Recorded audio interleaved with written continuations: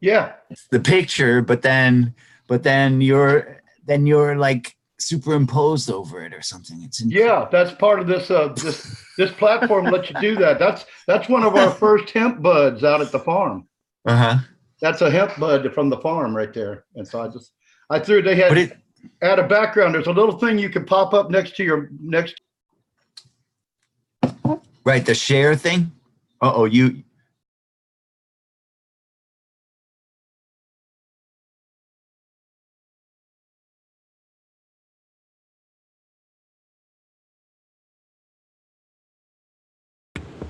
Okay, audio problem. All right, cool. Audio's working now. Hello, everyone. Welcome to episode 164 of the Growing with Fishes podcast. This week we're going to do a Q&A, or at least this episode we're going to do a little bit of a Q&A. I know we've had some cool topics we've all wanted to bring up. I know Roger's got some great things to share with us this week. He's super excited. We're excited for him on some news he's going to share with us. And yeah, so apologize for not being able to get a guest. You know, not every once in a while we have a date where just we can't, doesn't really work for anyone's schedule.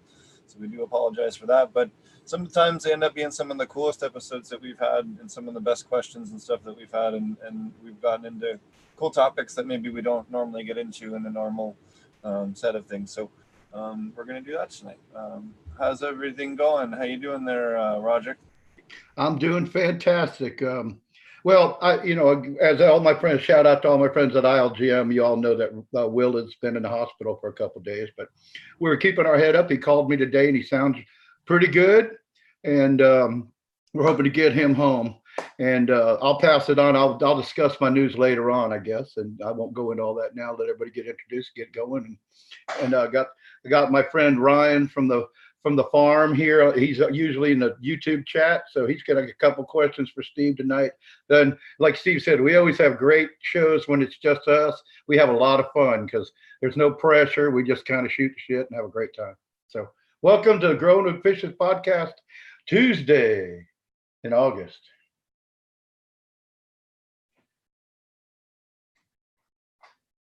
Okay. Yep. Terrible Tuesday. All right. Good evening, guys. I finally got sound. Can you hear me? Yes, we can hear you, Tara. Hi. Okay. How are you? How are you guys? You guys don't have your screens on. You know that, right? Just so you know. Oh. And I always see is your name. Oh, wait. Green Jeans and Potent. I'm guessing you know that. There you go. I see you. Tara, you're so good with the technical stuff. Good evening. I just want to see your pretty face. How are you? I got to fix Much better now. I didn't realize it's still using the old splat picture for whatever reason with the new live stream. It's all weird. I'll have to fix that. Yeah, I understand, dude. That new live stream is all confusing. So confusing. Yeah, still haven't figured it out. At least we got the audio quality is much better. I was listening to some of the audio ones. It's much more leveled. It has some leveling stuff in it, and I'm really liking it. Especially, I think we've had some other people sending me emails to saying that they like it better. So I agree, Steve. I think the audio and I think the video quality is actually better on this stream. Good evening, everybody in chat. How's everybody doing out there? Don't forget to have live chat up and not top chat to have the best listening experience and viewing. How's it going, Mr. Green Jeans? Really good. Thanks. Glad to be here. Glad I could make it today. Looks like a good crew. Yeah. So I guess we'll get started with Roger. You had some cool things to share.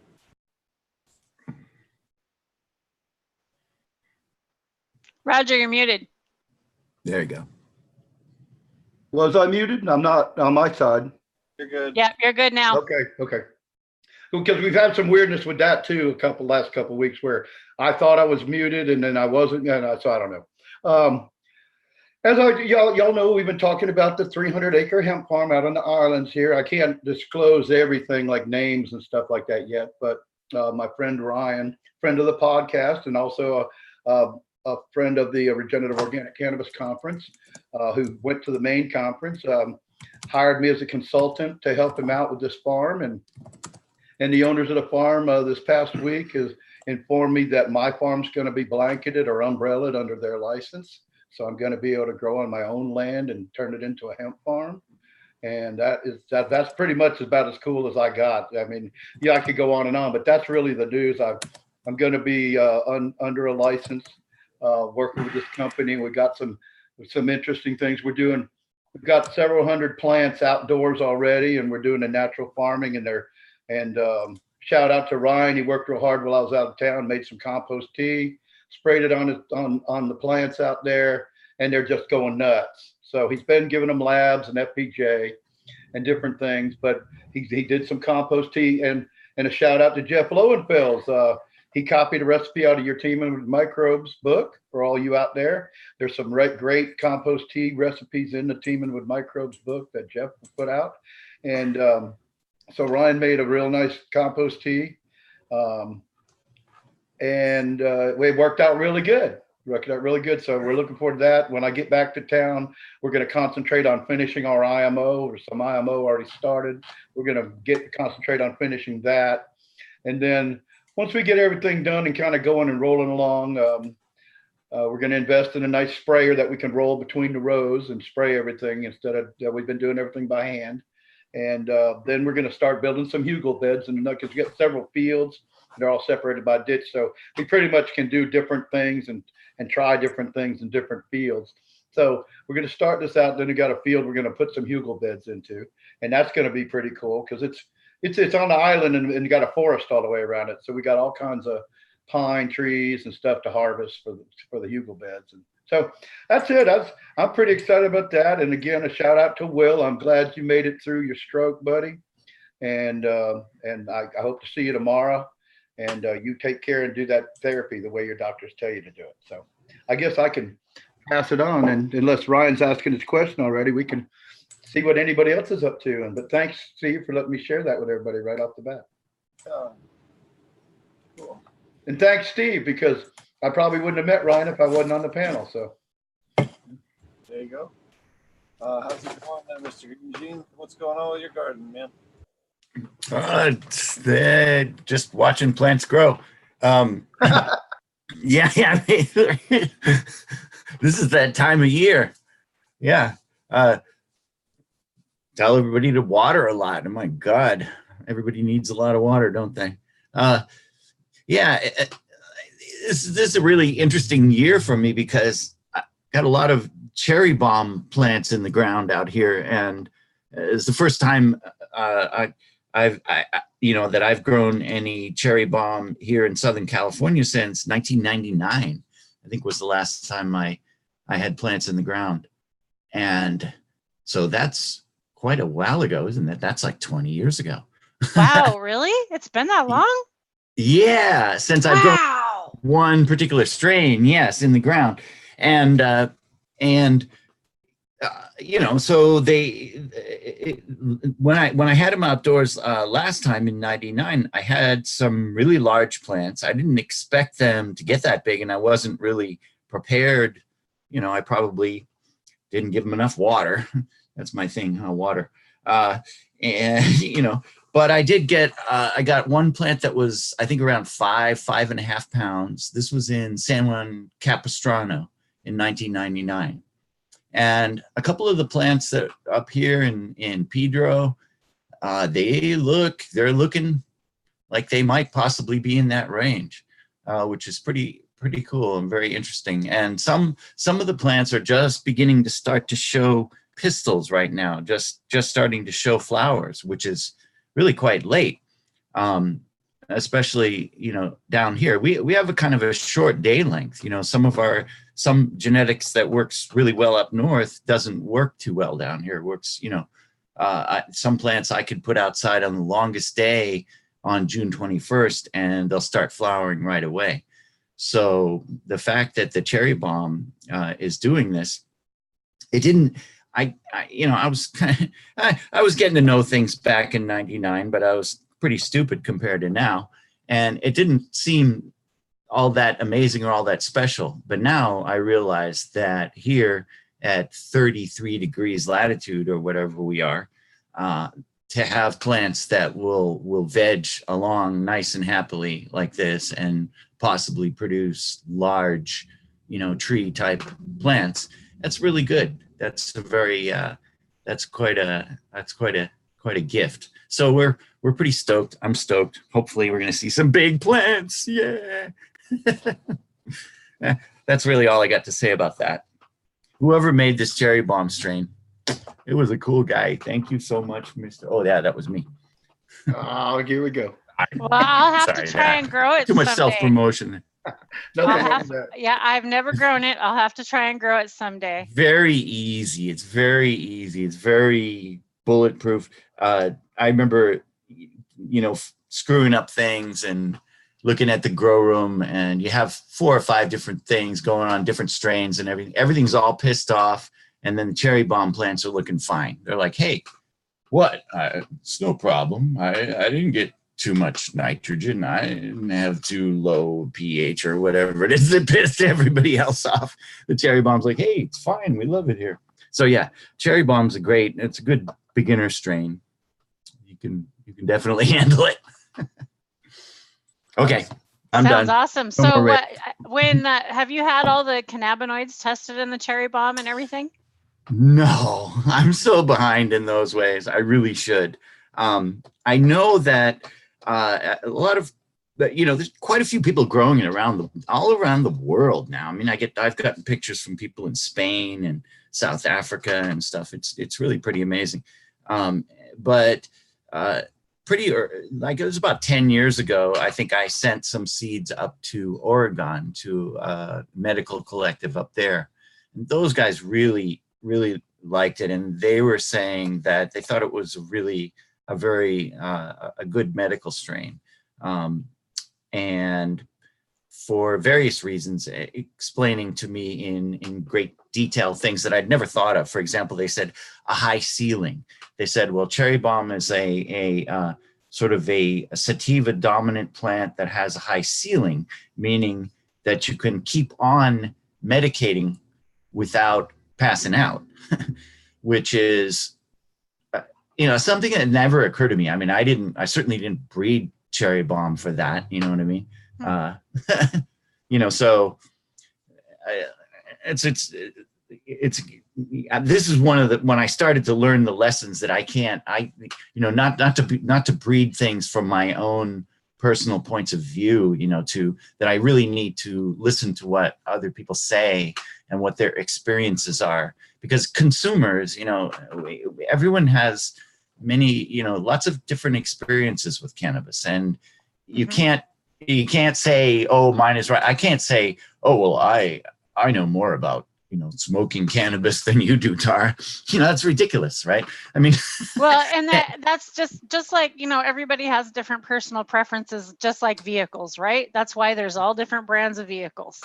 Everybody is going to like their certain thing at a certain time, a dab, a certain temperature, no dabs, bubble, hash, rosin, however it may be, right? Absolutely. And I was really, really lucky to start getting that lesson early on in breeding, and not to think that my ideas, my standards, what I wanted to see in breeding was the deal, So I've been, at least for the last 20 years, really trying to catch up to, and I don't care if the person's been smoking 1 week, I'm going to listen with open ears to exactly every word they say about their description, about what their experience is with it. Because, because the rankest beginner can teach me so much. But at the same time, you kind of want to breed or follow what interests you or intrigues you, or you're not going to be that into it and want to really work with it, right? At the same time. So there's like a happy medium. That is true. Yeah. And I think just sort of overview like standard things, like, for example, a plant should be easy to grow. They should have high yields. They should be resistance against pests, and all these kinds of things are just standard things that I think probably all breeders should be paying attention to.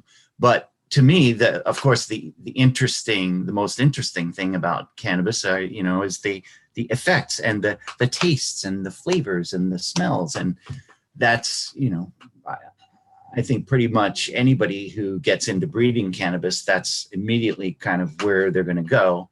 They're going to start focusing on those things more than, it's nice to get a high yielding plant when you get it, but you probably are going to not just look at only that. You're definitely going to be focusing on your smells and your effects and things like that.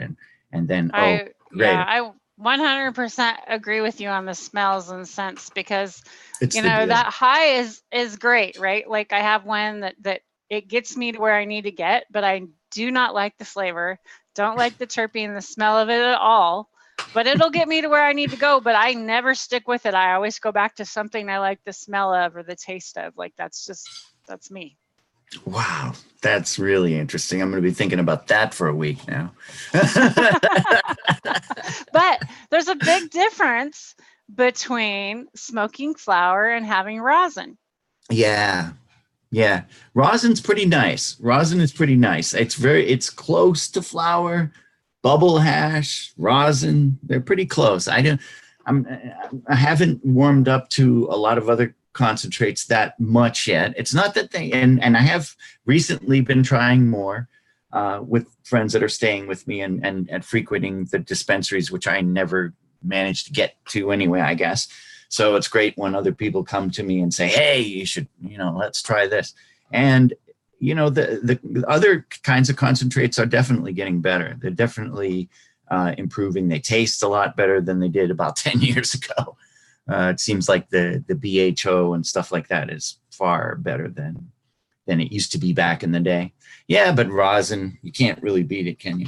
Rosin's really fun. Solventless. You cannot beat. You cannot beat it. I'm sorry, you just can't. Like I've had some fire BHOs, but I'm sorry, you still can't beat it. Can't beat it, really. Yeah. And I also really like hash. I mean, I like old school hash. Old school hash is wonderful for me, but also so are the new, some of the new kinds of bubble. Very fantastic. I haven't tried. We had a guest, was it Justin? It was a couple of weeks ago, who said that a good bubble is better than good rosin. And I'm very intrigued about that, because so far a good bubble is better than a good rosin. Is that what you said? Yeah. Was it Justin? I'm trying to remember. Steve. Okay. Well. Anyway. Okay. Yeah. There's those are two different things to me. Right. Like, Totally. Okay, now. Yeah. So that's your preference, right? That's gonna come back to your preference, because all of those really high quality bubble, full melt, like live rosin. Oh yeah, live rosin is really good. Like like there's nothing like those real volatile terpenes at the very beginning when you hit those. I mean, wow, yeah, it awakes you. Yeah. That but it just made me really curious, because I was thinking that, because so far I just loved the rosins, and I just want to find something else also that I really love. So, oh boy. So if I tried some really good bubble hash, then I'm going to like that even more. So I just got excited about that. So, well, yeah, I love to try the variety. I agree with you. Have you had bubble rosin? Yes, but only once. And I'm not sure, I'm not sure if it was really good quality or what, I'm not, because I really don't know anything about bubble hash. I don't know how to make it. I don't know any bags. I mean, I don't own any bags. I don't even have any friends that do it. So I'm planning on doing that this year. That's frozen. That's what Steve likes to do. Fresh frozen, then do the keef, and then make his rosin out of just keef. And so if you had any of Steve's, I'm sure it wasn't mediocre from what I hear. I was going to say, when I think of really good solventless, I think of the Regenerative Conference in Vancouver with Los Gardens and Pacific Northwest Roots. Shout out to Kaya. Just was at Pacific Northwest Roots this weekend, hitting off their hash in the booth at HempFest. Such good hash, man. Such good. Yep. I just was hanging out with Kaya. Funny you mentioned that. He is such an awesome guy. Oh my gosh. And their hash is amazing. The best, the best. So Well, we had a question from chat on what kind of cooling systems are we using in the greenhouse? We're primarily using wet walls. We have a little bit of a higher water table and not a whole lot of soil. We're pretty close to the ground or where the rock is because we're right near, basically on where there used to be a river bed before they did a bunch of water rearranging in the 1938 out here. So we don't have much soil. So we can't, there's not very good for doing like a geothermal. We'd have to almost build the ground up in order to put a geothermal there, which would be a little bit odd. So, the property just wasn't set up for that. Plus, it would flood pretty regularly. The sump house is already pretty, below the normal ground level, and we have a sump pump in the sump house to keep that from flooding when it rains. So, that's probably the only downside of where we're at. But we're mainly using a wet wall.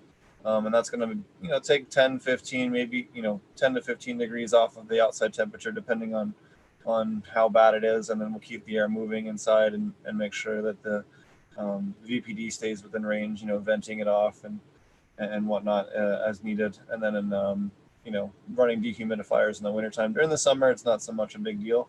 The warmer temperatures, it doesn't really matter. It's the cold temps and high humidity that gets you into trouble. That's what's going to breed mold. I've run, pretty high VPDs, completely through and had no fungal issues at all, as long as you're maintaining your proper microbial sprays and everything else. So something to be noted for you people out there that are listening, wet walls are great and used pretty much all across the board in a lot of greenhouses, commercial greenhouses, but like in the South or in real humid areas, even though they're used, you have to really stay on top of the powdery mildew and possible mold.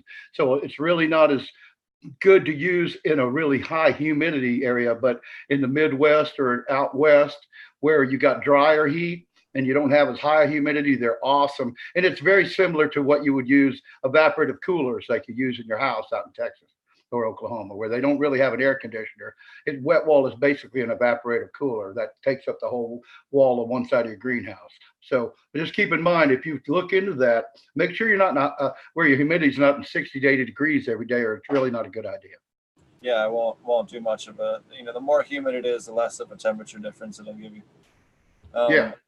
We had but ideally you try to run a combo of geothermal and solar, or geothermal and then a wet wall is going to get you, for most people, within range.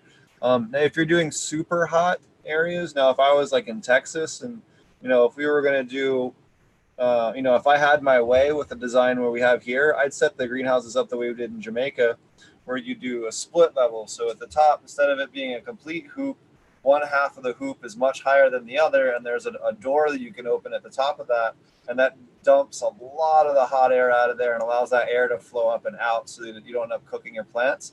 And it's much more efficient for real hot areas. If you're anywhere within the equatorial zones or anything like that, that really is the design you want to go for. That's going to be the most cost effective, for the average grower.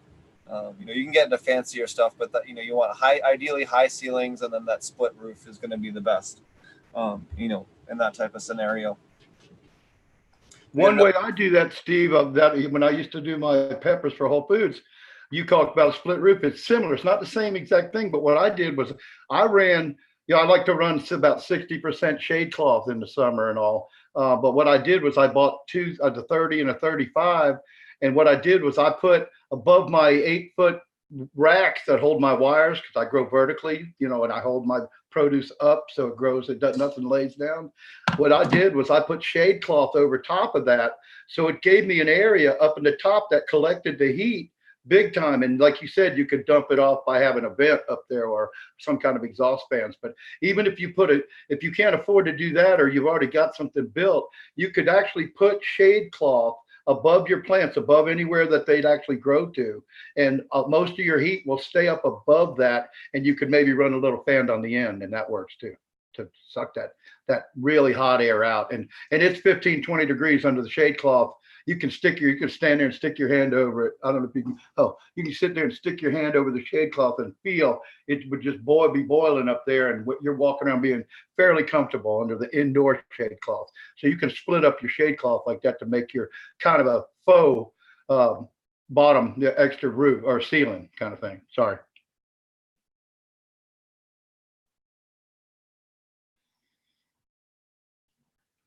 We lose Steve? No, but you lost me. Sorry. I totally was like talking to people in chat. And I'm like, oh, what? Okay, well, see, so you look at the bill of my cap. It's like the top of a greenhouse, right? So you got your shade. No, I get it, Roger. Like, no, I'm good. No. I'm like, I just had like zoned out for a minute is all I was saying. Okay. No. Sorry. So for any of you out there that maybe didn't understand, so you put your one shade cloth on the top, and then you put one here, like horizontal, like this, above your 8-foot level, and then your plants can grow underneath, and you'll have that hot air trapped up here in the top of the greenhouse, and then you can let it, basically Steve was saying, do that split and then have all this hot air that you can suck out or let out through passive vents. But there's just different little tricks. It all depends on what you got and how much you can afford in a lot of ways. But yeah, that's good. I was having some mic issues. My cat ran across and unplugged my so I had to plug my mic back in. We had another question from chat. Can hemp be high in CBN? Well, CBN is actually when THC gets oxidized and breaks down. So you would actually just want to grow high THC cultivars and then, either grow them, harvest them late, or you could, sorry, I took a dab too while I was trying to find the plug for the USB. The other thing you could do is expose that cannabis material to ozone or other oxidizers, peroxide. I wouldn't recommend peroxide, but you could do it. An ozonator is probably going to be the best bet, and just lock it in there for an hour or two. And that's definitely going to, rapidly oxidize all that THC in the CBN. Alternatively, I've also heard of hemp people using UVA light in order to break down their THC and make sure that they pass for THC testing, because many states don't test for CBN. They don't count that against your THC limit. They only count active THCA and THC. So if you oxidize it all, you can actually take a product that's hot and actually make it pass most states testing simply by just using UVA or ozone, depending on what you're doing and what it is that you're trying to extract. Just remember that if you do use ozone, it's going to obliterate your terpenes. Just be aware of that. I would also be mindful of CBN. You could also take it and cook. You could make we've talked about before on how to do a long-term coconut oil in previous episodes, doing coconut oil mixes and cooking it down for a long time to break down into CBN. Be careful with CBN. CBN is a really awesome thing, for helping and healing people. But, the potential for abuse is definitely there, because it does, it can make you unconscious pretty well. And that scares me. It's why I've never worked with anybody that did a product for it. I think a lot of the cannabis industry is, a little bit afraid of CBN products and putting anything out. So just remember, you are taking quite a bit of liability if you put something out. Question for you. Do you think there'd be something then that could counteract that, like kind of THC kind of counteracts CBD and a little bit, maybe? Just a thought? Well, CBD, I don't know. I'm sure CBD would definitely help, but I don't know for a fact if it would, I don't know. Okay. I was just curious if you knew anything on that. That's a Mike West question, or okay. Maybe he's the first person that comes to mind. Maybe Kevin McKernan would know. I'm trying to think, who else have we had on the show that might know the answer to that question? Well, and part of that is that the people, this is all new science, really. I mean, it's really pretty new. So it's going to come. It's probably coming, Tara. I mean, but I think there's like Mike West. Yeah, I agree. If it was going to be somebody, Mike West would be probably one of the people. But yeah, I think that it's more that it's a new science and there's still answers to be had, questions that can't be answered yet, really, like that. Yeah, I see a question in chat. Brewing out Mammoth P. I have no experience with that. So actually who was it? Somebody did a really good write-up on brewing Mammoth P. I don't remember who it was. He said he saw something from Tad Hussey. Was that it? Maybe it was Tad Hussey. Somebody did a bunch of stuff with Mammoth P recently in the last year where they brewed it up. And I think Mammoth P, if memory serves me right, and we should have asked Colin while he was on the show like a week or two ago. I think it's 5 microbes. And when they did the replicating, they were able to replicate 4 of the 5, but the 5th one is being, pretty obviously being replicated else, some other way. But you can definitely increase the population of some of it by just using a little alfalfa meal and putting it into your compost tea. I'm also a huge fan of Mammoth P or other phosphorus chelating microbes, preferably Mammoth P, just because it's super ultra fish safe. You can actually have Mammoth P be over 10% of the fish tank's water, and the fish will survive, which is completely insane. I've done that test. So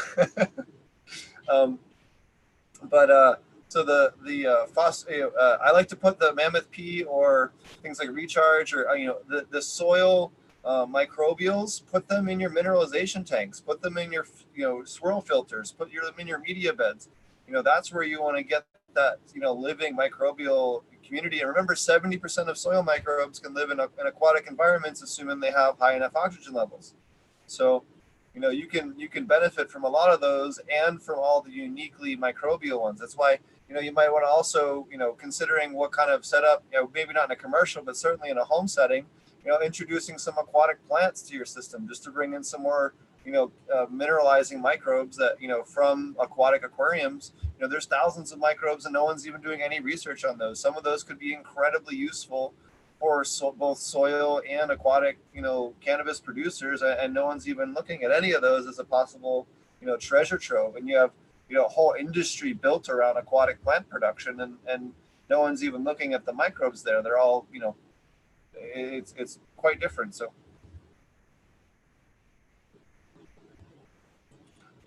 some people, okay. Looking at other questions here in chat. What other topics have been on your mind there, Mr. Green Jeans? I know you always have stuff. Let's see.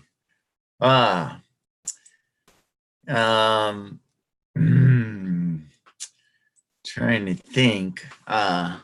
So we had a question from chat. If I have fish poop from my friend's nice saltwater fish tank and coral tank, is it usable? If so, do I need to treat it? He's just throwing it away now, and I hate to see it go to waste. Maybe compost it? You might be able to. I wouldn't use it for my aquaponics, but you could absolutely use that. You know how like Chris Trump, they do the salt water. They cut the salt water down with some fresh water, and they do the for the KNF stuff. You could use that as your seawater for your KNF. To be extra mineral rich, a little extra nitrogen and stuff. That would be the only thing comes to mind that would still be, plant usable. Just be mindful, you don't want to put a ton of sodium on your plants, and that is very high in sodium. I guess a little bit of salt is okay, right? I mean, that's what. Yeah. You get a little bit of sodium. Right. And what about we always are using what do you call it? Epsom salts for the content of the magnesium chloride. Magnesium, exactly. Magnesium. And I think magnesium sulfate. Magnesium sulfate, MgSO4.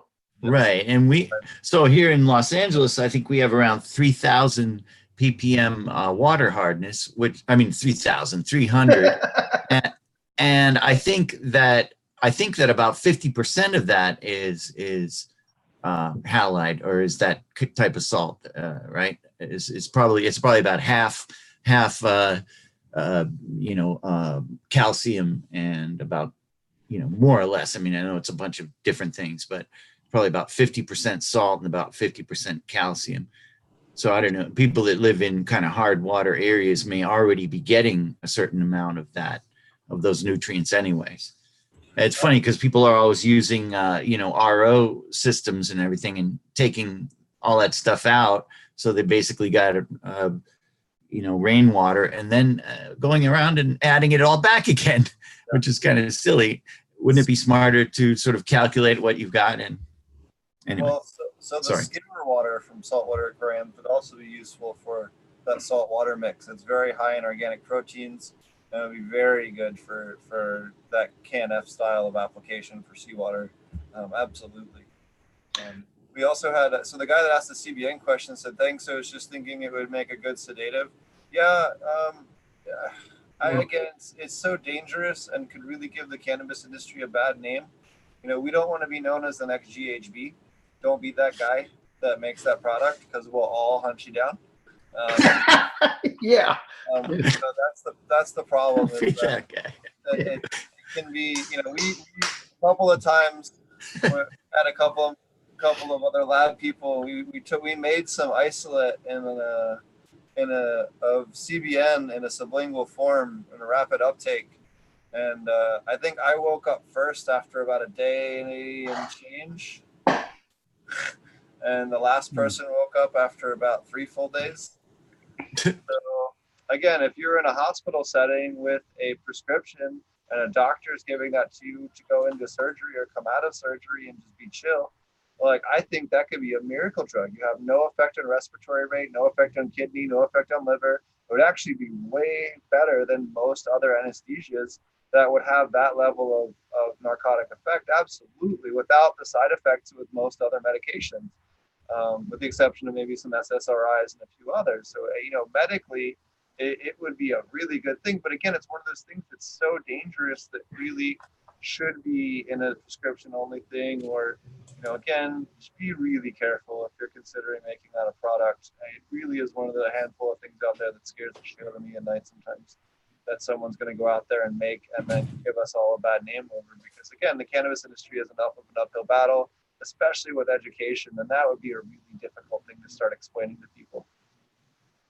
And I wanted to jump in and go back to where, before that question, Doug was brought up RO, and the question was about, well, I think, Doug, the answer to the question for everybody, and we got to keep preaching this, is any water you ever use, you should have tested for what's in it. Now, I would be more apt to use RO if I had city water, that could have all kind of bad stuff in it, as opposed to my well water, where that's probably pretty good, but still, ultimately, before you build your solution or whatever you're going to add to your solution, or however you're going to grow, or your total inputs that you're giving to your soil or your aquaponics or your hydroponic system, you need to know what's in the water. And then there may be things you don't have to add anymore, so like if you've got iron, if you got 3% of iron all right in there, then you don't need to add any more iron to your water. But if you get city water, there's all kind of crap in that. We all know that there's all kind. I don't even know how it gets in there, but there's, they found all kinds of drugs and even opioids and stuff in city water. So the bottom line to that question about the RO and about taking it out and adding it back is knowing what's in it. So if you're going to grow seriously, you've got to test your water, and that's how you can use and have an informed decision in order to what to add further to your system to make you have a good balance of the minerals that are necessary to grow successfully. Oh yeah, you should be absolutely, the way we talked about, we've talked on other episodes on a larger scale. You should be sending water out every 2 to 4 weeks for testing, so you know what's going on in the system. But you should also be testing your input water, and let me tell you why. And I just brought this up on somebody else's show or podcast, or I don't know. I just did a recording with somebody recently, and I don't remember who it was. But we talked about this issue, and so you can have radical changes in pH between, depending on time of year. I know when I used to live in Colorado, they'd switch which reservoirs the city water department was pulling from. On a given month, as the water would come down or the snow melt would change, or maybe in a drought year, they're going to pull from a whole different area just to supply the water. Depending on where you live, you can have, a 1-point pH change in a couple of hours, and that can be really shocking to your plants and everything else. So this is the kind of stuff you have to really be careful on, and to make sure that you're addressing so that, you're otherwise you're going to end up with surprises, especially with aquaponics. I mean, quickest way to kill your fish is a quick pH or temperature swing. So those are really important things. On that note, can I ask you a question, Steve? Because I don't remember if we clarified this when Roger. Hey, Roger, shout out to the other Roger at True Aquaponics, right, in Texas. Y'all were talking about setting up this testing facility. Now, you haven't done that yet, right? This is something in the future. And what kind of timeline? Because I already know a bunch of people that wish they had a place to send it to like that, like you were talking. I mean, there's testing facilities like MMI and all, but doing a testing facility. Do what? We don't have a testing facility. Well, I thought you were going to build a thing where people could send their samples to you out there in Texas and to Roger, and he was going to analyze it. Oh, yes. I'm sorry, I misunderstood you. Yes, we're working on that, on the details, and we'll have a little bit more information on that in the next week, next few weeks. Okay. We're making a lot of progress on that. We've been working hard on it. Yeah, we were just getting close to launching soon, and we'll have more information on that, in the very near future. We're real excited about it. I think it's going to help really simplify things, be a service where anyone can send off their water sample, sign up for the service to get water samples tested. You'll have your water samples tested, and then we'll go ahead and send you nutrients that are just enough to balance your system for one flat price. And we'll do all the math, all the science. No one at your farm needs to know any chemistry.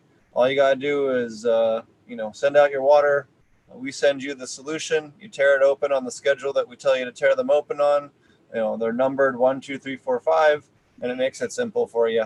You can't screw it up. All you do is follow the directions, and it's just that simple. And it takes away the most complicated part of aquaponics, and we'll be doing everything from home backyard all the way up to commercial customers and everything in between. It just depends on, the gallonage is what determines the price, because that's what determines our price. So, but I think it really helps solve, pretty much the most difficult aspect of aquaponics for both the vegetable guys and the cannabis guys. Basically we'll send you a survey asking you all about your system, and then we'll custom formulate what it is that you need around those specifications.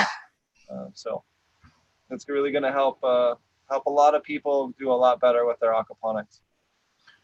Well, we're looking forward to being one of y'all's first customers whenever you get it going. I can tell you that we're going to be doing 2 or 3 different methods of growing around the 3 different locations, and one of them's a climate controlled aquaponics dual root zone. And so I don't see any reason why not to try. What about a guy, like say if we're doing natural farming though, we want to have our water tested, and we do know a little chemistry, and we got some stuff where you can already use in the natural farming, but you can tell us maybe what we're missing, and then we could just get maybe certain minerals at a certain rate that we could put in our natural farming. Is that going to work? Did you not understand me? Or? Oh no, sorry about that. I was muted. This is just the first part. We'll have some more advanced stuff later on. I'm not going to get into some of the other things that we'll be adding on yet, because I don't want to for the horse. But we have some other cool stuff that we're working on partnerships with to make sure that we can deliver other services that people would need if they were running that type of business. All around. All right, well, cool. I just wanted to clarify that, because I know it's basically for your starter or even your advanced aquaponics system growers, like you said, from home to super commercial. But I'm also worried. I had the impression that you could still get your water tested without actually buying, say, a package of minerals or stuff that you could. Absolutely. You could still do that as well, but this is primarily for people that are trying to that don't want to think about it. They just want the answer. They have their system. They want it to work. They don't need to waste a bunch of time on it. And a lot of farms, keeping these minerals on hand, doing the math on that, training somebody up, that's a lot of work for these smaller farms. They don't have time for that. That's a big expense. We can, take away that whole portion of it, for one flat monthly fee, and really make it easy for those guys so that they don't need to keep that stuff on hand, and that it's always coming, on a regular schedule, and they don't really have to think about it. It just shows up and everything's there when they need it ahead of time. Oh, so it's actually going to be subscription based in a way, Yeah. or potentially it can be. So yeah, that's really nice. I didn't quite catch. I mean, I heard that, but I'm glad I asked the question because I think that explained it real in a concise, short summary that what people can look forward to in that. Because I know we're all excited about that and want to see all you guys succeed. That's the hardest, really what's the hardest part about aquaponics is understanding the chemistry and making everything and all that. We'll send you, we have some of the microbes. We're working on getting more microbes onto there, into the mix. And then also you'll have your minerals all balanced out so that, assuming you're doing everything else right and you maintain your fish, you're not going to overdose anything. All you have to do is tear open the packet, not think about it, and you'll have your solution. Yeah, because I was going to say that's actually the hardest thing in aquaponics is not killing your fish. Yeah. Yep. All right, moving on. Yep. So we had another question. What are your thoughts on bead filters? Well, I think bead filters are useful if you're doing just DWC. If you're doing DWC only, I could see them being useful. If you are doing any amount of, and I highly suggest, almost always doing a hybrid system with, at least 10% to 30% of the system's volume being media beds, to get adequate mineralization. You'll get much better mineralization, even with offline mineralization. And then you'll have you don't need the bead filter. What do you need a bead filter for when you have 2 square miles of square footage in your media bed? You have 10 times the media bed. The bead filter is going to add what, maybe another 1 to 2% of square footage compared to what that media bed, 8x2 media bed is. If you actually look at the square footage of the surface area, they don't add that much compared to actual media beds. So it just depends on the setup. For commercial cannabis stuff, we're doing dual root zone pots across the whole thing.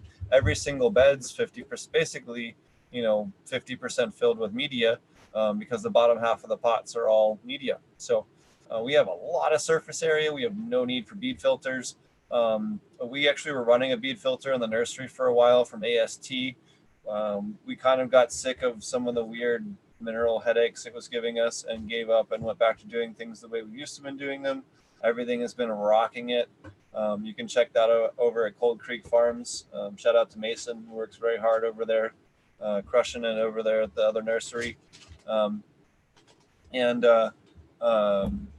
Yeah, so we actually ended up disconnecting it, and everything's been running so much better. It looks much better over there without it. So, and the minerals are much, everything's just better. So, but the other thing with the bead filters is that they can break down and pulverize and turn fish waste into a fine silt that ends up everywhere in the system. That can become quite a bitch to get back out. And they're oversold. They make some really crazy claims. They don't deliver, and unless you're doing like a lab style setting, you don't see them running on big commercial operations. I know 3 separate people that have disconnected them, and I know a lot of them are sized horribly wrong. You have the bead filter from Nelson and Pade. They have one. What is it? Their ZDEP, I think it is, and that's totally not sized right at all compared to some of the systems that they have it. But whatever, I guess it's there for, I don't know why. But again, it's kind of like a gimmicky thing. Again, it's great for aquaculture. If you have no other, ways of nitrification, absolutely. Again, DWC only for lettuce or NFTs. Yeah, man, you're gonna need one, for that, absolutely. And I would highly recommend one in that scenario. But if you're doing, anything with media beds or anything with dual root zone pods where you have media in the bottom half, it's a waste of time and money because you have more square footage in that other area, usually 10 to 100 to 1,000 times more square footage than any bead filter. 710 asks what a bead filter is, and then there's one more question after that. Sure. Bead filter is a moving media bed reactor. They have like a bunch of plastic beads that flow around. It's kind of like a more modern version of like a bio ball Yeah, I think I've seen them. Aren't they like those little, they're like floating devices in the water, right? And they kind of cut up do they cut up the particles? Is that what they do? Well, no, it's designed just to be surface area for nitrifying bacteria. But again, that's really awesome if you don't have other surface areas like in a DWC or an NFT type setup. But if you're doing, you know, a media bed type setup, you know, you're going to have those, you know, 10 times, 100 times, or 1,000 times more square feet for microbes to be available in your media beds or bottom half of your dual root zone pots than you ever will, you know. And you'd have to add, you know, a media bed reactor, a moving media bed reactor that was, you know, the size of a tractor trailer before it would matter when you add up the square footage. Oh, okay. I get it. Okay, so Mr. Green Jeans, we were saying that someone had a question about the CBD thing online or something. Steve, you see that in chat there? Yeah, just pasted it. What does he say? The CBD is determined in veg topic. Wants to ask Roger. Is something Roger was talking about or something like that? Sorry, just trying to relate. Which Roger? I think he meant you. Ask Roger. The CBD is determined in veg topic. Oh, Steve, that's what we talked about earlier. That must be Ryan. That's probably Ryan. Yep. Oh yeah, Ryan Wim. That's my partner. That's the guy that got me to help. You got me into the hemp. There you go. Hey Ryan. Yeah, Steve. Well, we talked about this earlier, but you know, he wanted to get it recorded for reference. His question was, how is it? We were talking back on the show about how you would enhance the CBD during veg. And rather than me say it, I'll let you tell it because you probably tell it better than me. And then he had a second question of, is there any way to tell when you've got CBD at its peak, or without having it tested? And I told him I thought you would have to always have it tested, but perhaps you have an alternative. So that's the two, part A and part B of his question. Oh, okay. So okay, so we'll do a couple different things because it's two different questions. Yeah. So I guess first off, the veg stuff with CBD. So yes, so if you're doing lighting, make sure that you have equal lighting in veg and flower, and then you want to have more of a blue spectrum. And we talked about this when, and I believe it was episode 140 with Wade Laughter. I talked about having the more blue spectrum in the lights. You know, doing more of a veg light if you're doing LEDs or halides instead of sodiums if you're doing traditional HIDs. And that can actually really increase your CBD production. Then making sure you have no UVA or UVB in your lights at all in flower or in veg is also a big thing. If you do have it coming out of your bulbs, what you can do is you can get glass filters for your HIDs and put them underneath them. And that can absolutely mitigate that if you're doing fixtures or, you know, LEDs. The only ones I know of that have UV on them are black dogs. So you guys, we've already done episodes on those lights.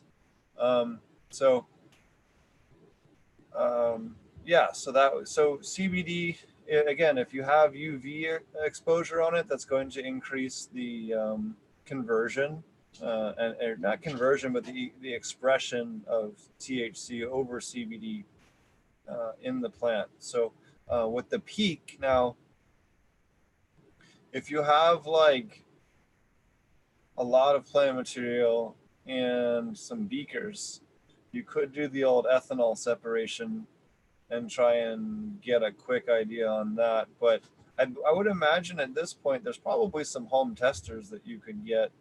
I know Kevin McKernan was talking about one that tells you if it's a, you know, class 1, class 2, class 3, class 4, you can get for home equipment as well. I know there was just a lab company that tests your THC and CBD sensitivity. I posted up on the Facebook group, but that was pretty trippy for CBD and THC synthase, or how quickly you process it, I guess. So they can tell you your tolerance, which I think is kind of goofy, but whatever. But yeah, So hopefully CBD is determined in veg. No, CBD is not determined in veg, but if you have higher lights and you're more blue spectrum, you will have better CBD. You will have better production on CBD cultivars, particularly blue. So like, for example, like equatorial regions are going to crush it on THC, but areas that are going to go from summer to winter and have like Canada or Argentina or Paraguay, Uruguay, Russia, those are all going to be killer for CBD production, because that blue light, those plants in an outdoor under the sun are going to have better production potential under that blue or light spectrum at a higher angle than they will at the equator, where they're going to have much better THC production. And who was telling us about it? And I don't remember if that was at 420 or if that was on the show. I think it was Breeder Steve when he was on the show, wasn't it? Was that just me at dinner? I got to go back to No, it. okay. So Breeder C was one that talked about it, and then it was also the other one. Oh my God, you just said it. Yeah, we always do this. Kevin McKernan? Yes. Kevin. Okay. No, Yep. no. Wade. Wade also talked about it, right? Yes. Wade Laughter. He's the one who was talking. Wade. Yes. That's who it was. Wow, I was paying attention. Yeah, I'm so. That's aren't quite so stunned, right? See, I do listen. Awesome. It's also proven by genetics. Listen to the Kevin McKernan episode. He goes really in depth on the genetics on that particular problem in that episode, if you want to re-educate yourself on that. Also, his Instagram feeds just got to be one of the most interesting ones in the cannabis industry, hands down. If you haven't checked him out, Kevin McKernan, the Kevin McKernan episode is really good. One last thing on that question that we talked about earlier, that you didn't exactly address it, but you brought up the UV. So if you're in a greenhouse where you're not using lights, then you would use poly that has UV protection that blocks out the UV rays, so that you would good. And if you're in a real hot area, we usually do double poly where we have a IR plastic underneath the UV plastic, so we hold heat in the winter. But if you don't have that issue where you have to worry about holding heat in the winter, you could actually go with 2 levels and still use your double poly for insulation, but you'd have 2 levels of plastic or poly, with 6 mil poly that has a UV rating, and that would help you do the same thing if you're just. And then the other thing, of course, you can, the lights come in also in a light depth situation where you would use the blue spectrum with no UV. So that's just adding to what we had talked earlier. And thanks, Steve. And yeah, great shout out, Ryan. Ryan is the owner of the Carolina Canna Connection, and that's K-A-N-E-H. He's proud of he did a Latin word instead of the regular C-A-N-N-A. And yeah, welcome to chat, Ryan. Thanks for being here. You could ask your question. You get answered? Did anybody ask him if he got his answer? So he's good.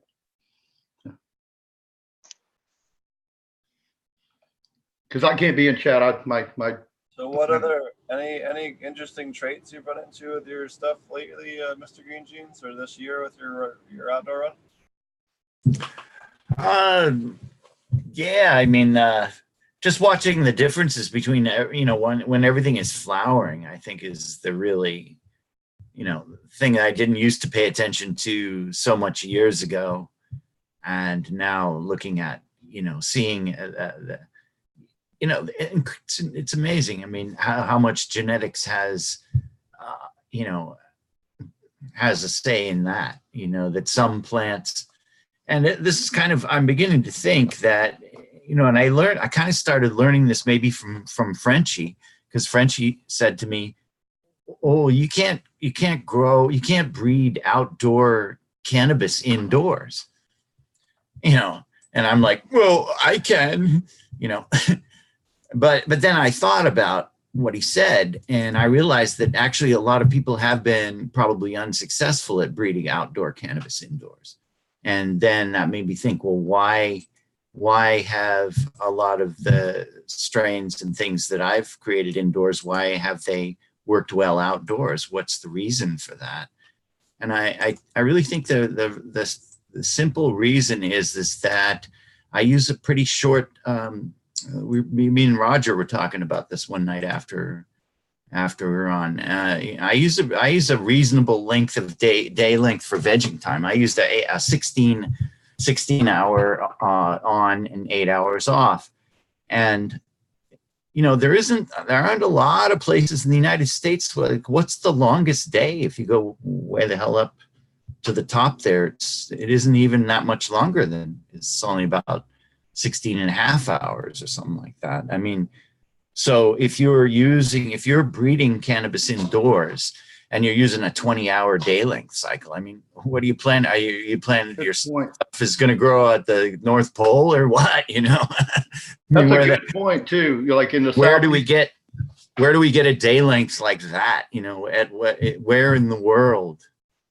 So, because like in the Southeast, your longest days, right, just a little over 14 hours. I got So you. yeah, everything that grows in zone 8, like zone 7 through 9, is kind of sort of 1410. So totally. grows at 1410 and had a lot of success because like what we talk about a lot too, that we talk the same conversations we were having.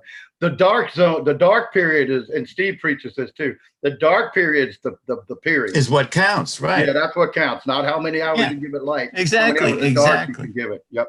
Yeah, and the idea that plants don't grow at night. I mean, come on, haven't you ever got up in the morning and looked at looked at them and said, "Whoa, you guys really cruised overnight"? You know, you can tell, you can see that they, you know, or so anyway. Yeah, I mean the lower so many myths. Sorry, go ahead, Steve. In the lower 48, if you're even with Seattle, you're at 16 hours. If you're even with like Salem, Oregon, Detroit, Michigan, or Portland, Maine, you're around 15 and a half on the longest day. Denver and NorCal and Philadelphia are all about the same at 15 hours on the longest day. SoCal is at 14 and a half along with Phoenix and Savannah, and look at what else. And then, you know, if you're as far south as, you know, southern Florida or southern Texas, you're at 14. So that's the answer to that one.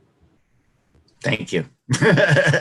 I mean, you know, it's just the long day. I'm not even sure, and I know I'm sort of digressing a little here, but I'm not even sure that long veg times indoors is so much better. You know, I've messed around with it a lot over the years. I guess not recently, but long time ago, you know, I probably fooled around with trying to use longer day cycles and things like that. And I think that I kept coming to the conclusion that the healthier the plants are, the more rest they need at nighttime. When they're very healthy and they're really growing fast, you really can't cheat them on their sleep. They need their nighttime, you know. I think they really use it. So and also to anyone out there starting to get into breeding cannabis, you know, all other things considered, if I was you and you're doing it indoors, I would try to get into using a much shorter, you know, try the 16/8 or whatever. And I think you'll find that there's quite a bit of genetics already out there that doesn't even like. I've discovered plants that don't like 16, that want to flower, you know, at 16 hours. You know what? And give them 17 and they won't. You know, what's up with that? Come on, get out of my garden. Sorry, what are you going to say, Steve? I was just going to say, to support what you were saying, I've also noticed that plants that get fusarium will finish real quickly as soon as they flip. Have you noticed that as well? Sometimes it can. Yeah. Yes. Yeah. You know, and that's another thing, is that flowering is not just one thing. It's like Marty mentioned the other night too. It's not just how fast you finish flowering, but how quick is the onset of flowering, for example. And, you know, so there's a lot of, I'm sort of blanking on, I had thought of some other aspects along there, but, you know, there's a lot of variables in flowering. It isn't just kind of one thing, you know, so, and also I don't really agree either that there's a sort of certain day length that triggers flowering. Plants also pay attention to the changing of the day length, I believe. They don't necessarily only say, okay, I'm waiting until the day gets to a certain length and then I'll start flowering. It's not like that. I think they're also watching the rate of change as well, and maybe even making a plan. Maybe they have brains. Maybe they're a lot smarter than we think, you know. As long as you break that night, that'll keep them from going into flower. But yep. You can absolutely speed them up by giving them a longer nighttime and a colder night. Longer nighttime. Definitely, yeah. More dark Yes. period, yeah, past 12, like a Yeah. 11, 13, or even if you need to finish something, you can drop down to 10, 14. Yeah, and also, how about this? I'm maybe beginning to think that plants may grow faster, literally, in the sense because closer to the flowering, flowering period time, because as everybody's noticed, when they flip from whatever their veg cycle is over to flowering, we watch this stretch period. We say, oh, well, how much do the plants stretch when you flip them? And what is that stretch, you know, and why, you know, kind of why are they doing that? Well, it seems to me that I've seen genetics that stay more compact and grow less quickly at higher hours. But if the hours get lower, down under 15 hours, 14 hours, that's going to kick them into a sort of a more of a faster growing of vegetative. It's going to stimulate them to grow more vegetatively. Whereas if they're getting the really long, you know, and I don't know why that is. Maybe that's to do with. I got an idea. Yeah. Well, the idea, first of all, and we talked to the same conversation. The reasoning behind it, what it is that at the dark period, closer to 12 is the 12 to 14 hours of light and 10 to 12 hours of darkness, the root zone grows the most vigorously.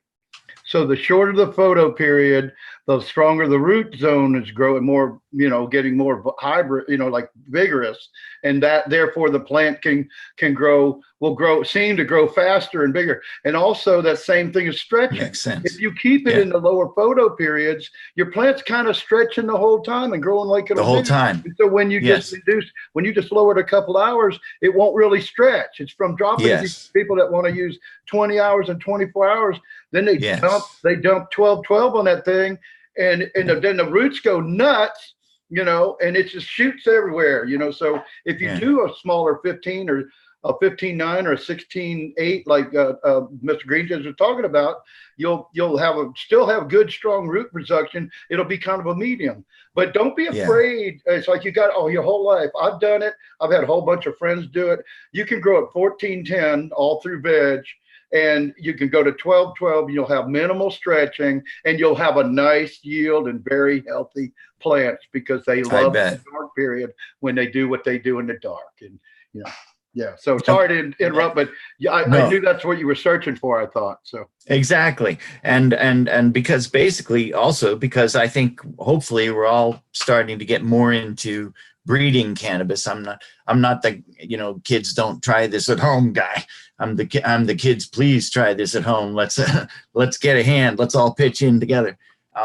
You know, so that as more and more people start breeding cannabis, you know, I think, and because we're all going to be growing outdoors a lot more, we're all coming out of the closet. This whole, you know, 30 years of continuously growing indoors is gonna kind of end. I mean, but you know, we'll be breeding cannabis indoors is cool. It's good because we can control the day length and we can go through a couple generations in a year.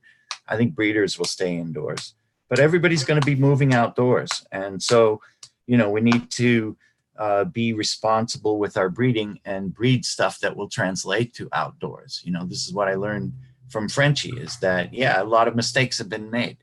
You know, and I just happened to luckily not make that mistake, you know, and he made me question, you know, to look at what I did and to think about why that is. And I'm not positive, but I really think that's a big part of it. You know, I'm generally a bring out. I generally like to the genetics for outdoor grow. Like if you want to do outdoor seeds, I love that. I mean, that's I never heard anybody say it like that. But if you want to breed outdoor seeds, breed the photo periods that are indigenous. Like I don't think a light period is indigenous. It's probably the wrong word, but at least close to. Try to match what's going to be outdoors and where you're going to grow those seeds. Yeah. Yes. Or anybody. Everybody's going to have a shorter photo period outside than they do on an indoor grow, unless they're purposely growing shorter.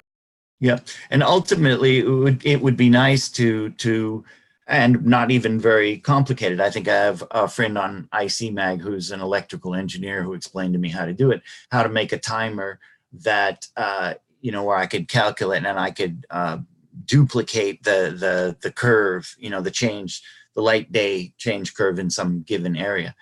And that could be very useful for for people who want to mess around with breeding.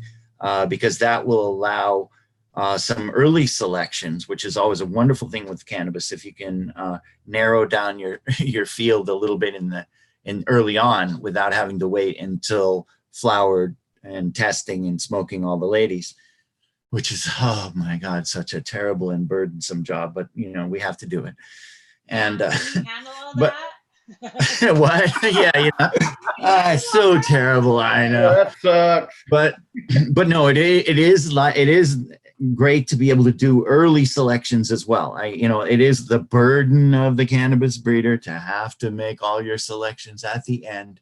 But what I'm saying is that if you had something where you could calculate day length change like that, you could cut out huge swaths early on by seeing which ones are doing well with the increasing day length, which guys are putting on size, because, you know, maybe you're in Vancouver and you've got a short season, you've only got enough time.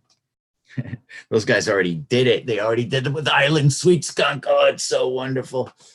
Right, Steve? Oh, geez. They did that without even without the benefits of modern science. They were our friend, Breeder Steve. Breeder Steve. Very good. So good job he did. Try that up there when we were at the 420 event, Steve? Yes, we smoked skunk with Breeder Steve. You did? Then we went and drank a bunch of his wine, which was even better. And I'm supposed to be actually going up there in the next few weeks to go to his winery, dude. Oh, I'm jealous. Oh, that is so cool. Hell yeah. Hell yeah. And I left him my rosin, remember, and gave him that dabbing unit. Man, Island Sweet Skunk totally made me jealous. As soon as I grew those, and I was like, oh my God. It smelled delicious. Wow. It was like, it was. I was jealous. And I rarely get jealous. I was like, dang. Well, come up there with me. Come on, let's go. Yeah. Let's take a road trip, Mr. Green. Right? Yeah, I'm ready. Let's do it. I'm a Mr. Green Jeans here in the beginning of October. Yeah. We'll be out at hold on, make sure I get the name of the conference right. So, California Cannabis Business Conference.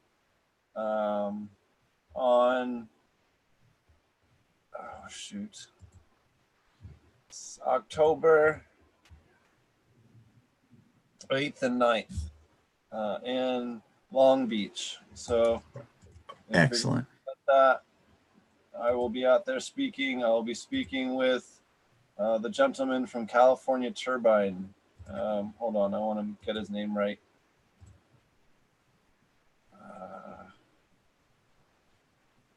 Anyways, the fine gentleman. Awesome. Okay, Mark Rouse from California Micro Turbine. So he's a super cool dude. Bringing about regenerative energy solutions for people. I think that's super awesome. So I'll be speaking on a panel with him on different ways people are using water in cannabis production. So and then I'll also be speaking at the we're gonna get them on here soon. The Aquaponics Association. They have a conference coming up in September. and I will be speaking on the last day. I'm giving a talk on pest management and probiotics in use in aquaponics, and then also speaking on the panel on aquaponic cannabis production, along with some other people. Here it is, cannabis program. Sorry, I should have had this stuff ready. I was hoping to have them on tonight, but we'll get them on again soon. I'll throw in something real quick since you brought up the turbine thing. Me and a couple other guys are forming a partnership. This has been a pet project of mine for years, but I hadn't been able to find the right guy. But right now, I met a fella that lives up in the Midwest in Illinois, and he builds big giant wind turbines. And we're working on designing a system that would be affordable, and like a kit that you could build to basically run your greenhouse off of wind turbines if you've got the necessary wind. You know, it's not going to work if you don't have wind, but as opposed to solar, we're trying to do that, which would fit right in the regenerative type thing. So thanks for the cue, and I just wanted to throw that in there. There's nothing to tell you much yet, except we've got a lot of it figured out, but there's still some other things you got to figure out. Then you got to find reliable, components. Putting Out Fruits Conference is September 20th through 22nd in Kentucky. And I will pull up the thing here. Damn it. All right. I will be speaking on Sunday. And I go on at 10:15. And then the last one finishes up at 11:45, I think it is, or 11. So, yeah, be fun. Cool. We hopefully we can hang out afterwards. Yeah. So you're speaking a lot, huh, Steve? Yeah, I have some other speaking stuff that I'm not announcing yet. Well, that's cool, man. I'm glad you're getting real busy to do that again. It's kind of wild. It's getting to the end of some growers, outdoor growers, years. That's going to free you up, huh? I'll have some other cool stuff going on here before too long too. Yeah, I'm excited about. It's an exciting time in this cannabis industry right now. All things are over. Once they legalized hemp across the board, pretty much, at least for you to get a license to be able to grow it, that's just changed everything. I mean, everywhere I go, there's smokable hemp in the stores. Yep. I came to Tennessee this week, and I went to a liquor store, and they got this whole rack of stuff up there, and I'm like, wow. It's funny how everybody sort of had to wait, but some people didn't have to wait, and it's already, as soon as they were able to sell it. I mean, they flooded the frickin' market with it. So I'm curious to see how that goes, and some of it I've heard taste like what Josh and Leighton and we're all talking about, and Kai, I think not Kai, but Shango, trying to make the smokable hemp where it tastes like you're smoking like Island Sweet Skunk, but it's CBD, it's hemp CBD, but you get that same enjoyment of taste. And I actually talked to somebody here in Tennessee the other day, and they were talking about they smoking it, smelling it, like they said it tastes like, well, they always like to confer, they go the really high dollar fire or loud from out west, so it's pretty interesting that not only is there smokable hemp being sold, but smokable hemp that tastes great, and it's a great experience. So, it's just amazing to me. I tell you what, I guess I'm lucky to have lived this long, and I get to be, finally be part of it. And I'm so jealous of you guys getting to go to all them speaking engagements in places on the West Coast. I tell you, but I love you. I love y'all. Jealousy. Speaking of jealousy, Hemp Fest was amazing. My first Hemp Fest in Seattle, had an amazing time. Good for you. It was like, yeah. So tell us about it. What is Hemp Fest all about? Yeah. Okay, so there was big people there, I had no idea who these people were. And one person I just figured out who he was, Eddie Lepp.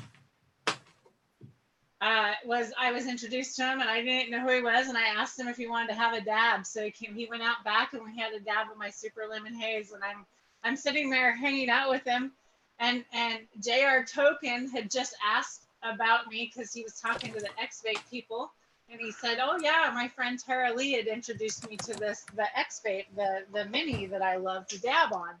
And he says, yeah, she's out back right now. They're out dabbing. So they came around back and he knew who Eddie was and filled me all in. I had no clue. Yeah, it was amazing though. Oh my God, it was such an amazing time. I tried to take as much video as I could. I was so exhausted from walking up and down. If you ever get to go there, make sure you wear walking shoes or like plan on walking like forever. It's huge. It's, yeah, cool. It was a blast.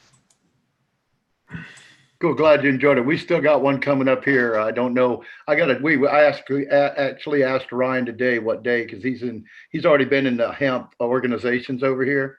So, but we got our first hemp festival coming up, and I'm pretty sure it hadn't happened yet. I've been so busy I can't keep up with stuff. That's the thing. Yeah. There's so many things going on every day.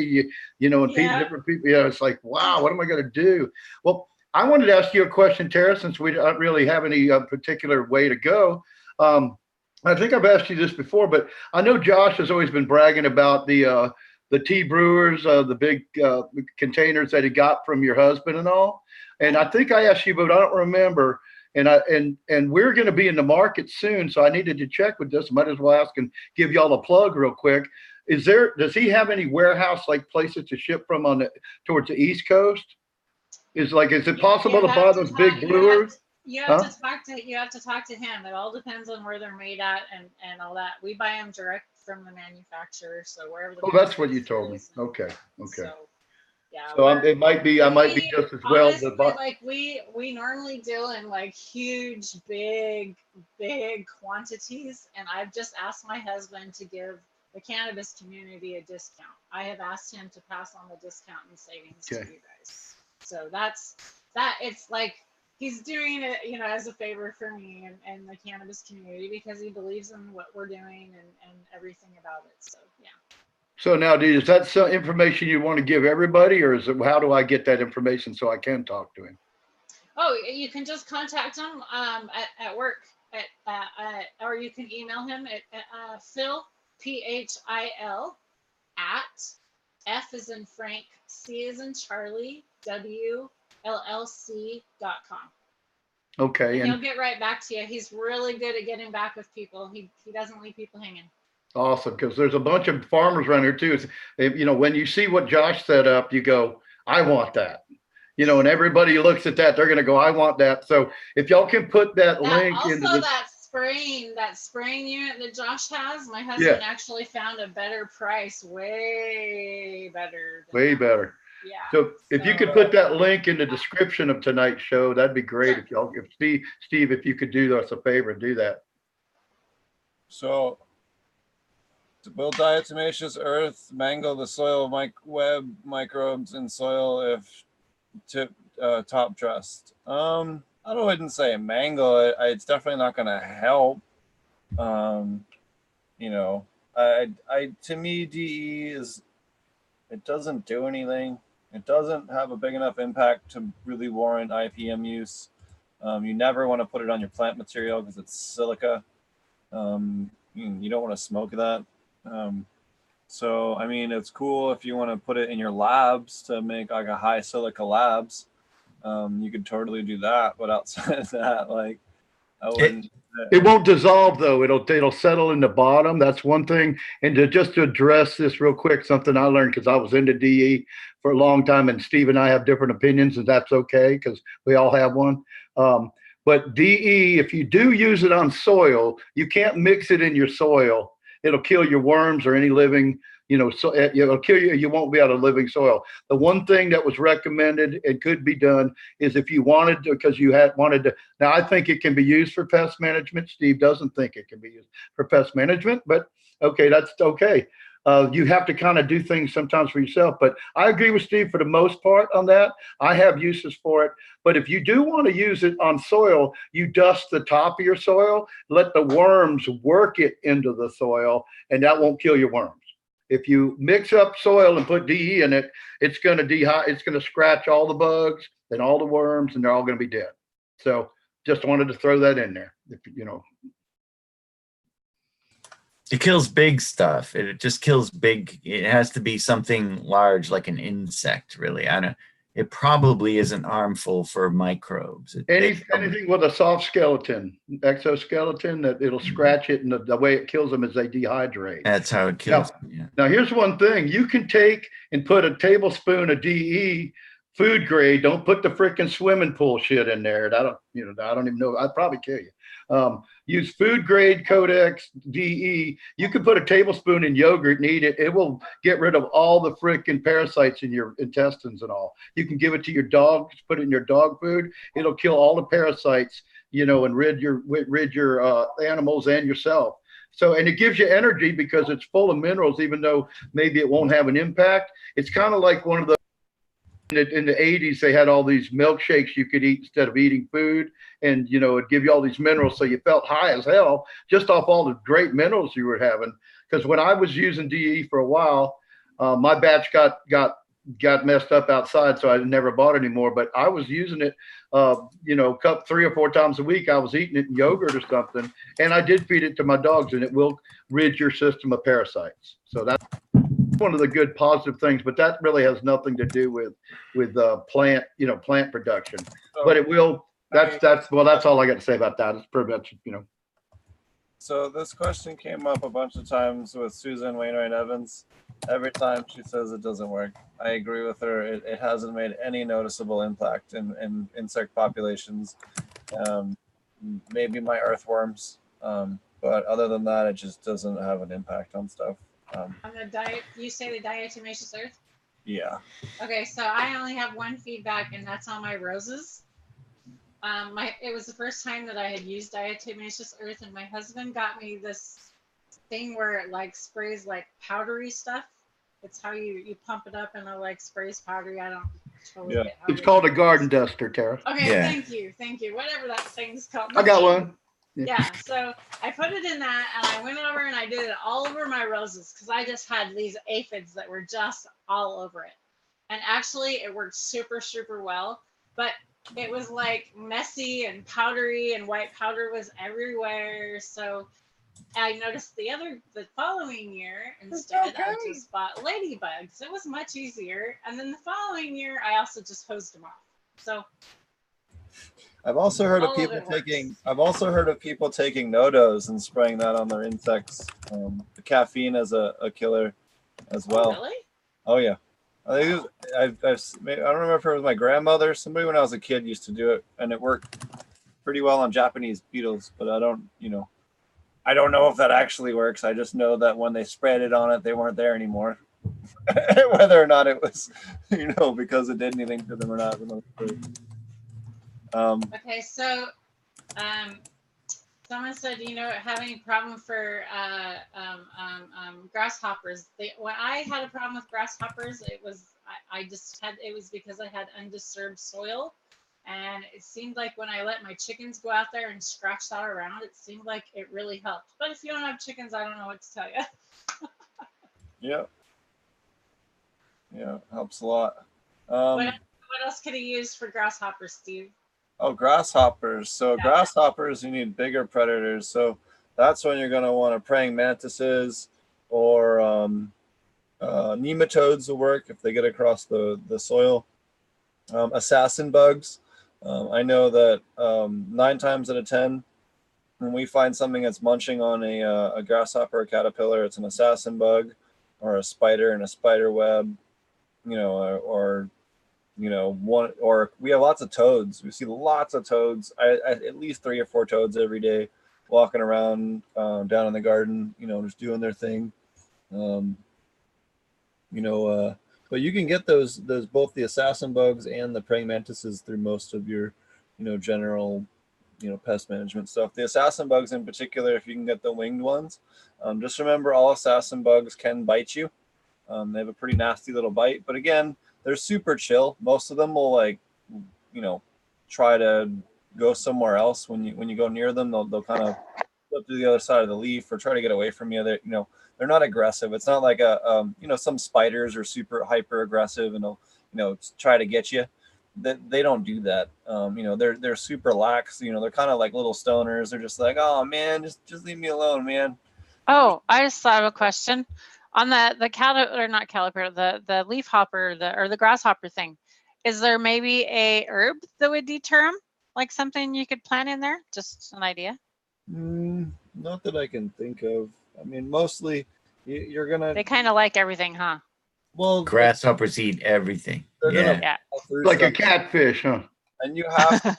I'll post a picture sometime in the near future, but we had a grasshopper egg that we missed that got hatched out on a leaf, and there was like they'd only really gotten to one leaf, and you could see it was about half eaten, but it was covered in newborn little yellow grasshoppers. And I took a picture, and I want to put it and just put nightmare fuel on it. Oh, but wait. You said on Instagram you had a way to get rid of grasshoppers. I saw that post today. Oh yeah. Oh, here we go. Here we go. The guys down in the field cut the head off the grasshopper and put it on a little pike to warn the other grasshoppers not to come into the garden. Okay.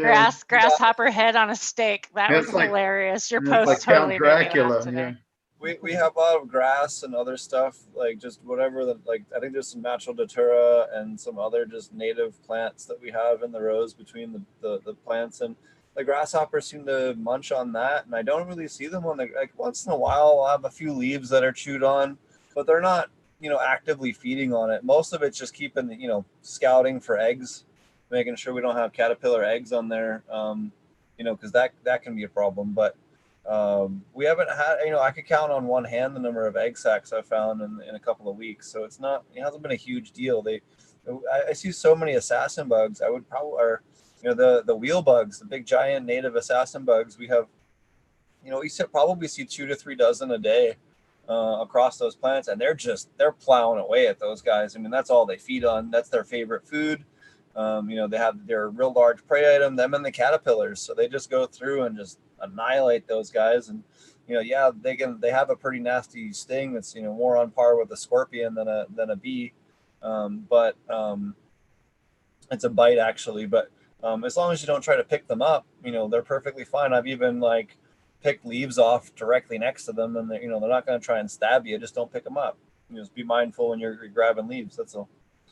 But to be honest with you, almost every time. Oh, the robber fly. I got a really cool picture I posted the other day of the robber fly that we found in the garden that was munching away on a grasshopper as well. They look like enormous mosquitoes from hell, but they're super, super, super beneficial. They cruise around your garden just picking off any large wing insects, those large, big green beetles you get in Oklahoma and Texas and other parts of the central country. I don't know what they're called, but they're huge and they're. Are they called scarabs? I'm not sure, but I know that those assassin bugs seem to, keep them off the plants pretty well. I never see them on a plant that has one of those on it. But those guys don't seem to bother the cannabis. I see them on it, but I've never seen one feed on it. The biggest issue. What was the other one? There was one that was the squash bugs. I see lots of squash bugs. Like squash bugs will feed on a little tiny area, and then they piss off. They don't really stay on the plant, but it looks almost like aphid damage, and that can be kind of hard to. Squash bugs? Good. Is that what you said? Squash bugs? Yeah, they look like a yellow. Yeah. Okay. So I had a really bad time with them a few years back when I have spaghetti squash, and I really like spaghetti squash, and they would always attack it, and I had to go out and hand pick the dumb things off. And my neighbors, they use spray, then let them breed, unfortunately. So I always have a problem every year with them. So this last year, I actually grew chamomile around there, and they did not bother them. But I also grew them up a fence so that I also keep everything off the ground and grow all that type of thing up a fence. So that's what I have done to alleviate with other problems, not cannabis related, obviously, but. Yes, And okay, so he said he was talking leaf hoppers, not grasshoppers. I'm sorry, I misunderstood the question. Leaf hoppers. So leaf hoppers would be the mid-range. So I would probably go with Aureus. Aureus would be a really good one to hit with leaf hoppers. And then lacewings. Lacewing larvae will pick off the younger ones. Assassin bugs, they would also fall into that size range to pick off those guys. All of those. The one that scares the shit out of me and we found 3 of them. I found 3 of them in across the couple of grows I've worked in so far in Oklahoma. There's a corn borer that sometimes will attack cannabis, and it'll just lay a little egg, and it lays a maggot that goes into the stem and starts chewing its way through from the inside. And if you can find it, if you can tell that you can look for the end of the branches, because they'll lay it right up by the tip where the new growth is, because it's easier for them to penetrate, and then it'll eat its way through that head, and you'll notice that like one of the ends will be kind of dying. I've noticed on the plants that I found it, it's usually like a new growth tip that's kind of dying off for kind of an unknown reason. And I flip it over and you can see where a part of it's chewed apart. And if I break it open or snap the branch off and split it open, there's a little maggot inside. And I've seen 3 of those. That's probably the one that scares the shit out of me, because if you had a whole bunch of those, like, fuck if I know what you do at that point, you're pretty much screwed. There's no way you could do much about that. But other than that, I'm seeing a ton of septoria across. Like I see a ton of posts everywhere from South Carolina, Tennessee, Kansas, Arkansas, Missouri, CBD growers getting septoria.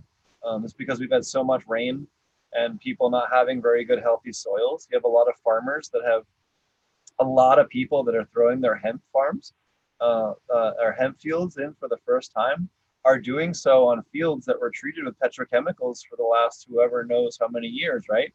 So Exactly. there's no soil microbiology there. So as soon as they have excess rain or whatever, and they put the plants on there, there's no established mycorrhizal fungi, there's no trichoderma, there's no bacillus species, there's no any of the food web that's going to be there to help, eat things like septoria and eat things like, some of the other issues that people are seeing. But septoria probably being the widest one that I've seen posted online for hemp specific field growers that are struggling, that don't understand what's going on. And a lot of times, if you hit that field with a pretty good dose of probiotics, you're going to be able to hit that in 1 to 3 treatments, depending on what you're doing, and actually have it, be pretty, not cured, but you can certainly knock it back significantly and stop it from, progressing so much on the plants. I know one of the areas that we were treating,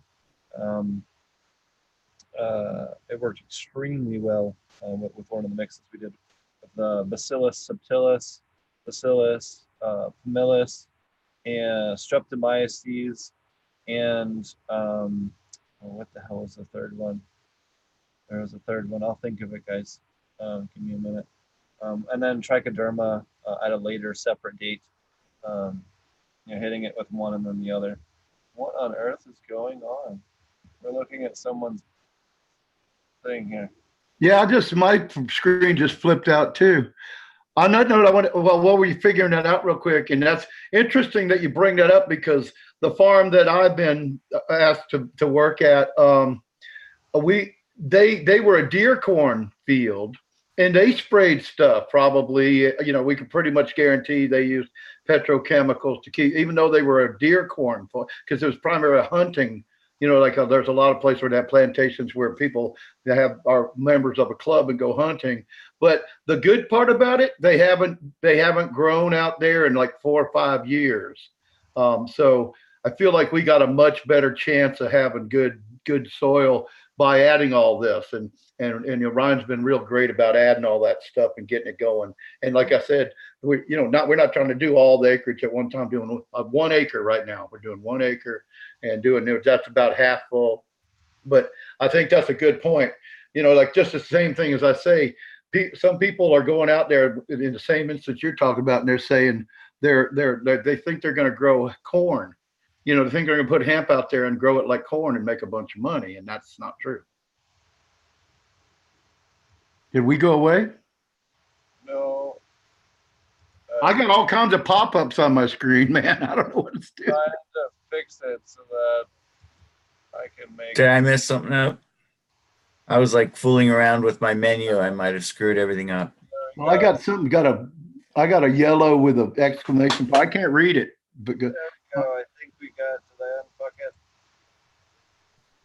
No. Do we have video, guys? Okay, I'm looking. I'm trying to work mine too. All right, I got the video back. I'm back. You just have to close the one window and then hit the little button that you hit to turn your, I fixed it. We're good. Yep. Mr. Christine's sharing his screen with everyone. I was trying to fix that. So we're cool. That is cool. Did that all happen? Was that just because I was messing around with my thing? Yeah. No. Oh, oops. Sorry. I wanted to also mention Marty and I will be doing a class, a 4-day in-person commercial class. You can check that out at apmjclass.com. That's apmjclass.com. And this will be a 4-day commercial aquaponics cannabis class at Marty's new farm. We're working on trying to find someone that can do video for us so we could do a live stream and stuff, and possibly even a recorded version. Yeah, it'll be a lot of fun. Just realized there's a typo on the page. But yeah, so that'll be on October 17th through 20th in Gold Hill, Oregon. You fly into Medford if you're interested in where you'd fly into. You can check that out on the website, again, apmjclass.com. Marty and I put a lot of time and effort into that class. It's an awesome class. Very fast-paced, very easy to keep up with, and Steve using the slideshow, you really catch. It's like one of the best classes you could take anywhere, Rick, no doubt. Yep, and if you come in person, you get the booklet that goes with it. I'm hoping to have my final book done by the end of the year, beginning of next year. So that'll be a lot of fun. And yeah, we'll get a booklet with all the classes and the deck and everything if you show up. And we'll have a lot of hands-on stuff there, doing all different types of stuff at Marty's farm. He's got a new farm. He's also a lot of fun seeing all the different things he's got going on. I know he's got some systems that are up and running, some of them that are under construction. He's got all different kinds of stuff from different levels of put togetherness. It'll be a really great time to see a farm, mid-construction, and a really great experience over there in Oregon. So I look forward to seeing everybody out there. If you're interested in that, again, apmjclass.com. Alrighty. So is that going to be streamed? I think I just heard you're not going to stream that one. We're gonna try. I'm working on seeing if I can find someone that can stream it for us and do the camera work for us. So that's really the obstacle at the moment. Okay. All right. So, but we're working on solutions for that. But we have a bunch of requests for people that want to attend the 4-day class that can't attend it in person because of distance. So I think we're going to try and do it a different way. Plus, I'm not entirely sure. Anyways, we'll get to that later. So, what else is getting to be about that time? Do you guys have anything else before we wrap up? I wanted to show you something I want to show you something real quick. All right. Now I've got my video camera is made by Zoom. It's a Zoom Q4. It's like one of the best audio, like small. It's like a GoPro, but with way higher audio. And I also bought a mixer board, and there you're able to sync the video with your mix and all, and you can record on the SD-RAM card and then master everything in a DAW, which is a digital audio workshop. So check this out. I bought a case. Now I've been wondering this since you guys started using Zoom, and I'm getting ready to, when I get back, I'm going to get my own subscription for my own uses with our company. But check this out. If you can see this, do you see this case? Can you see that? Yeah. Is that Zoom, the same Zoom logo as what we're on? No. It looks like it. No. No? No, it's different companies. Okay, because it's blue and it looks, all right, to me, it looks a lot like the same. I was just wondering if this company, since they're into the audio video and live streaming, if this same company that I use, I already use their stuff, their hardware, that I just wondered, I'm going to have to look into that. One last announcement too. Anybody else that'll be out at the Oklahoma High Times Cannabis Cup? A lot of people are headed out there, so we're going to go out, hang out on Saturday, maybe a little bit on Sunday, and see you guys there. So if you guys are out that way, I know a lot of people are going to be out there from Colorado and stuff. So I'm looking forward to that. I know a couple of my Cali homies will be out there, so that'll be cool. Looking to get a little time outside of Tulsa, it'd be nice. And yeah, so why don't you guys tell everybody how to find you? What about you, Green Jeans? Oh, Mr. Green Jeans Garden, greenjeansgarden.com. Yeah, thanks a lot, everybody. If I said anything that was super confusing, I confused myself. Sorry about that. Just email me. Yeah, just email me. I love to correspond. I type like crazy, so it doesn't take any time out of my day. Thanks a lot. Love being here. greenjeansgarden.com. Thanks, Steve. What about you, Roger? Hey, you can find me at ilovegrowingmarijuana.com. If any of y'all want to come and share, and start your own, mentoring kind of a thread or topic on the forum, you're welcome to. Just tag me at Latewood when you get your membership, and I'll do anything I can to assist you with that. And although I'm not posting much, but I will be very soon, because we got a lot of stuff we're taking pictures of and we're building, and so it's going to be kind of cool.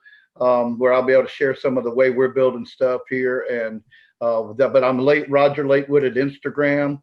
And the best way to contact me, though, if you actually want to contact me or share something with me, is Roger Latewood at Facebook. Yeah, right now.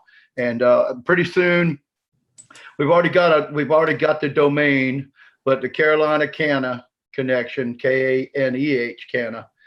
Carolina Canna Connection. We'll have a website, and I'm not sure what we're going to do as far as social media. I don't know if we're going to have a forum or what we're going to do, but that'll be coming soon. And a shout out to Will. Come home tomorrow, brother. Yep. Hope you get well, Will. And what about you, Tara? You can find me at Tara Lee Live on YouTube and also Instagram. And you can check out my latest videos at HempFest if you go to my channel. Awesome. And you guys can find me at Ponics, YouTube, SoundCloud, iTunes, Spotify, all the different places. apmjclass.com if you want to check out the 4-day class with Marty and I. Alrighty, thanks a lot, and we'll catch you guys again on Thursday. Cheers.